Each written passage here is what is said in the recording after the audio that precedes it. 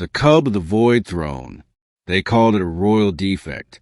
A runt, born frail and unmarked, rejected by the Empress herself.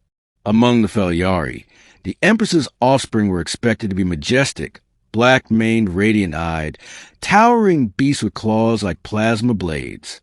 But this one was small, pale, quiet, so she abandoned it, left it in a discarded biochamber beneath the Imperial Palace on Astra 9, and that's where Dax found it. Dax was a human mechanic, ex-military, ex-useful. Now he worked maintenance in the underlevels of the Empress's floating city, where he scrubbed carbon from engine grates and listened to his own regrets echo down vent shafts. That night, he heard a sound, a whimper, something like a kitten, but not. He followed it into a scrap bay where ruined bots and empty gene tanks were dumped. Behind a shattered biochamber, he saw it, a small Felyari cub, white-furred, trembling, alone. Its paws were too big for its legs. Its fangs hadn't even come in yet, but its eyes were the color of solar fire. Dax didn't think. He reached out. The cub hissed weakly. "It's okay," Dax said.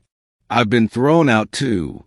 He wrapped it in his old jacket and took it home. He named it Nova. Raising her was hell. Felyari cubs needed heat, protein, stimulation, and mental bonding every 6 hours. Nova shredded his boots, bit his fingers, chewed through a light cable. But she also purred, listened when he read aloud, learned fast, and when he was sick, she curled against him and didn't leave until he was better. He told no one. A commoner keeping royal blood. Treason. But Dax had nothing left to lose. And Nova? Nova had everything to gain. Months passed. Nova grew, sleek and strong. She learned to track, to leap, to fight.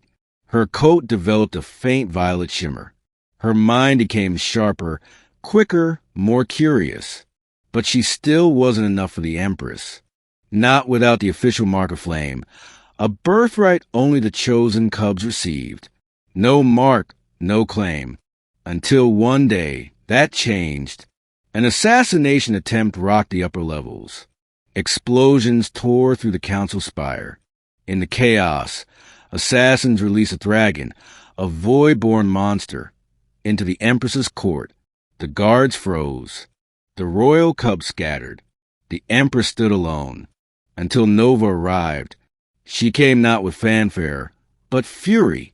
She leapt through flame and debris, her coat igniting with light. She tackled the thrag in midair, ripping into its neck as if she'd trained for this moment all her life. The crowd watched in stunned silence as the little white cub dragged the void beast down and stood, bloody and proud, on its corpse. Dax watched from a side grate, breath held. Then the Empress stepped forward, her gaze locked on Nova. She saw the fire in her eyes, and for the first time, she hesitated. "Who trained this cub?" she demanded. No one answered. Nova turned, ears perked, searching. She saw Dax, hidden, watching. She patted to him, ignoring the Empress, rested her head in his lap, and purred. Dax was dragged before the court. "Explain yourself," the Empress hissed. "She was dying," Dax said. "You left her. I raised her. She's not broken. She's brilliant." The Empress paced. "Her flame awakened because of you?" Dax said nothing.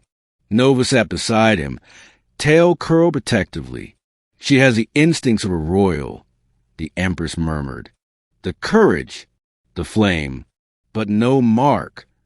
Then, to everyone's shock, she knelt, touched Nova's brow. A spark ignited. And there it was, the mark of flame, burning bright. "She is royal," the Empress declared, "but raised by a commoner. This will cause complications." "I don't care about titles," Dax said.